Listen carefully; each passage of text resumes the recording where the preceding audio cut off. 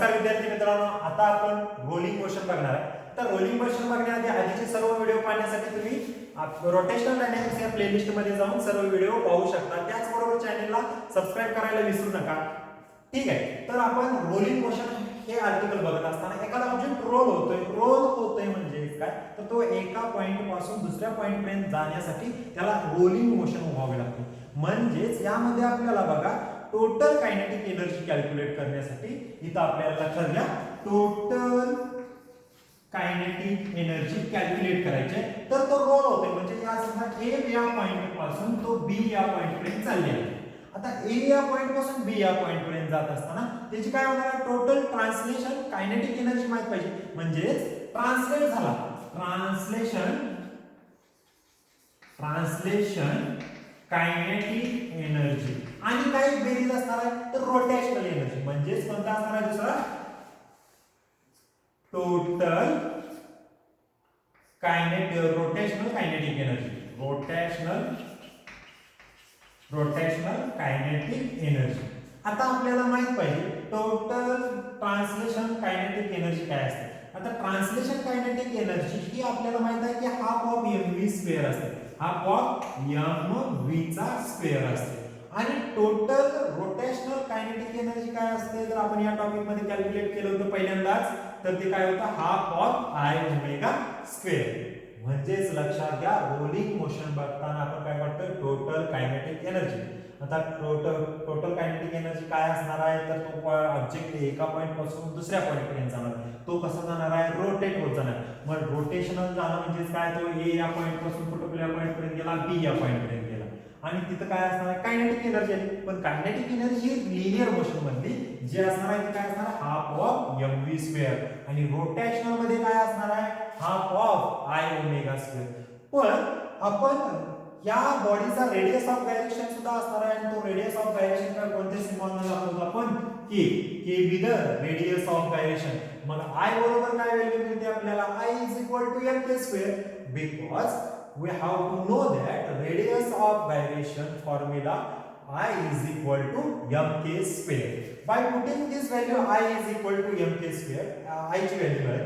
पण ओमेगा ची व्हॅल्यू सुद्धा आपल्याला माहित आहे की ओमेगा कसा कॅल्क्युलेट केला जातो, v is equal to r omega. तर ओमेगा बरोबर काय येईल v upon r. ती व्हॅल्यू कशी येईल बघा, we know that म्हणून इथे बघा we know काय माहित आहे आपल्याला, we know बघा तर I is equal to mk square आणि काय माहिती आपल्याला v is equal to r omega. जर v is equal to r omega असेल तर ओमेगा is equal to काय v upon r.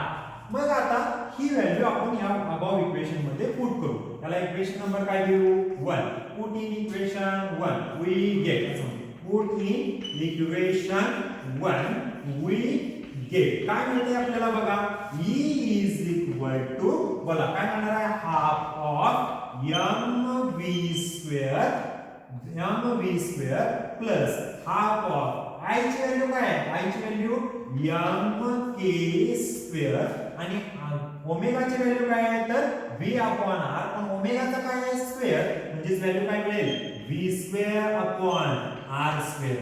जर या इक्वेशन मध्ये बघितलं तर half of mv square common निघतंय बघा, हाफ गेट्स कॉमन म्हणजे हे हाफ आपल्याला कॉमन मिळेल, नंतर m पण कॉमन मिळेल, त्याच बरोबर v स्क्वेअर सुद्धा काय मिळेल कॉमन मिळेल. म्हणजेच आपल्याला half of mv square common भेटला.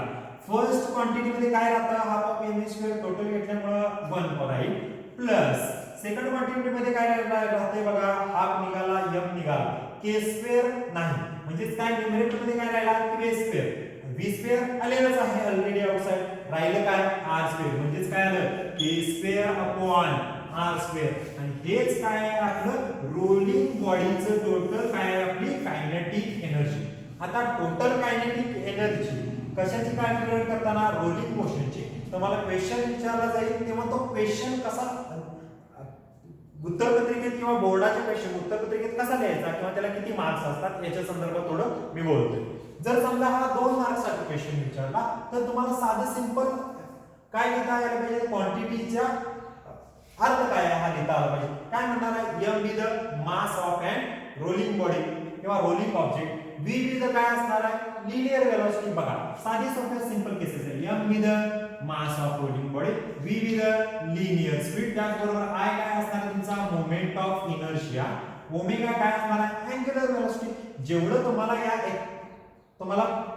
इक्वेशन मध्ये दिसतंय ते तुम्ही काय करायचं त्याचा अर्थ काय आहे ते तुम्ही इथं एक्सप्लेन करायचं आणि अशा पद्धतीने आपल्याला टोटल काय मिळाली कायनेटिक एनर्जी कोणाची मिळाली रोलिंग मोशनची आता याच्या पुढचा आर्टिकल आहे ते याच्या पुढचा आर्टिकल कशावर बेस्ड आहे तर ते इन्क्लाइन्ड प्लेनवर आपल्याला ऍक्सेलरेशन कॅल्क्युलेट करायचं आहे आता हे कसं ऍक्सेलरेशन कॅल्क्युलेट करूया बघा जेव्हा आपण एखादा ऑब्जेक्ट रोलिंग कुठून करतो एखाद्या समजा हाईट वरून करतो तर त्याची इनिशियल वेलोसिटी कशाने दाखवतो आपण u ने तर इनिशियल वेलोसिटी काय असते 0 असते आणि तो कुठे येणार आहे ह्या इन्क्लाइन्ड प्लेनच्या एंडिंग लाईन आहे म्हणजे तिथे अँगल किती केला असणार आहे त्यानं थीटा आणि फायनल वेलोसिटी काय असणार आहे त्याची इथं असणार वेलोसिटी काय असणार आहे v असणार आहे मग इथून इथपर्यंत येण्यासाठी त्याला रोलिंग करत इथून इथपर्यंतचं डिस्प्लेसमेंट काय म्हणू आपण s ओके आणि तो एका पर्टिक्युलर हाईट वर आहे म्हणून इन द डिस्टन्स काय म्हणू आपण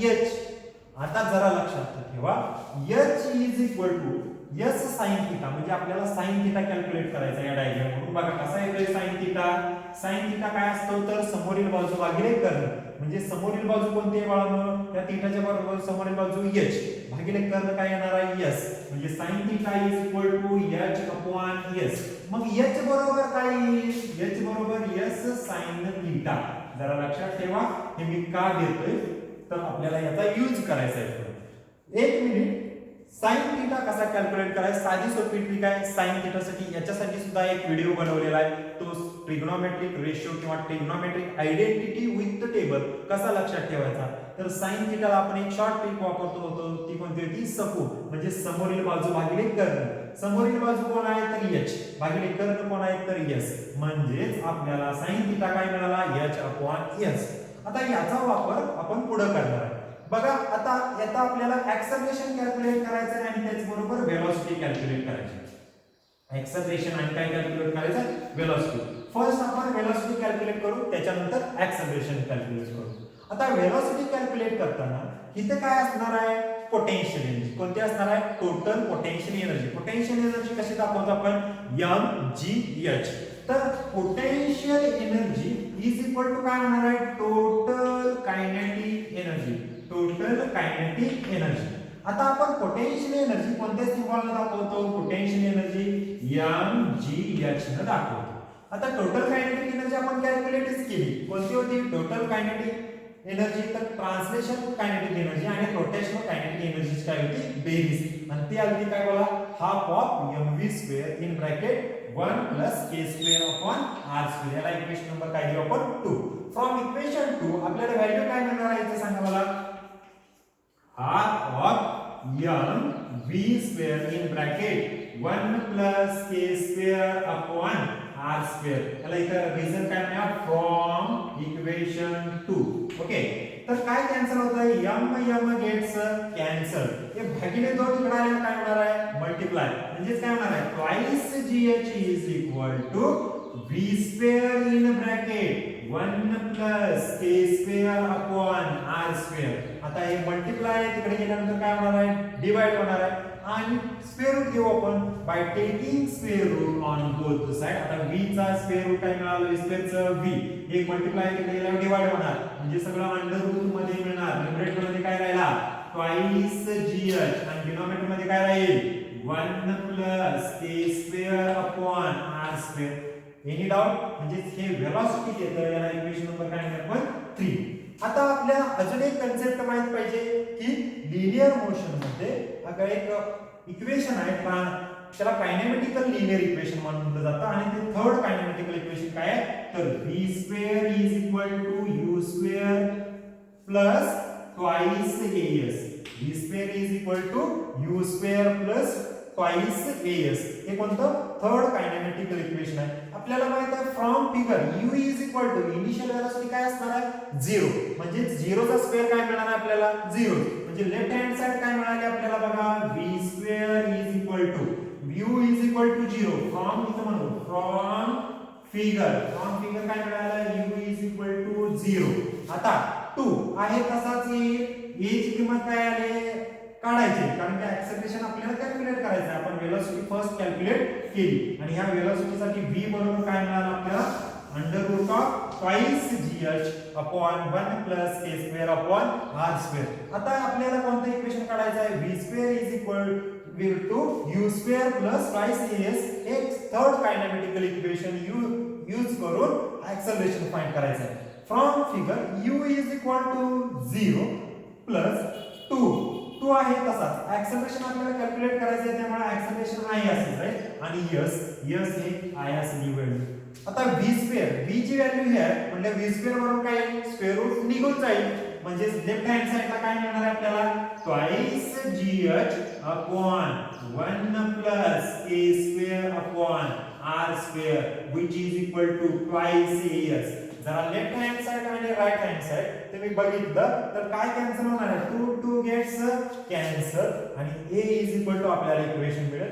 पण आपल्याला इक्वेशन व्हॅल्यू पुट अप करताना h ची व्हॅल्यू काय पुट करा s sin थीटा. आता h ची value s sin theta put केल्यानंतर डाव्या साइडचा s आणि उजव्या साइडचा s काय होईल कॅन्सल म्हणजे फ्रॉम काय म्हणू मला इथं व्हॅल्यू पुट अप करतोय तर कशी व्हॅल्यू g ची व्हॅल्यू काय होईल s sin theta e into g upon 1 plus k square upon r square is equal to as आणि s गेट्स कॅन्सल म्हणजे ऍक्सेलरेशन काय आलं आपलं फायनल ऍक्सेलरेशन बोला a इज इक्वल टू काय मिळालं g sin theta upon 1 plus k square upon r square. This is the final equation of rolling motion of an acceleration of a body.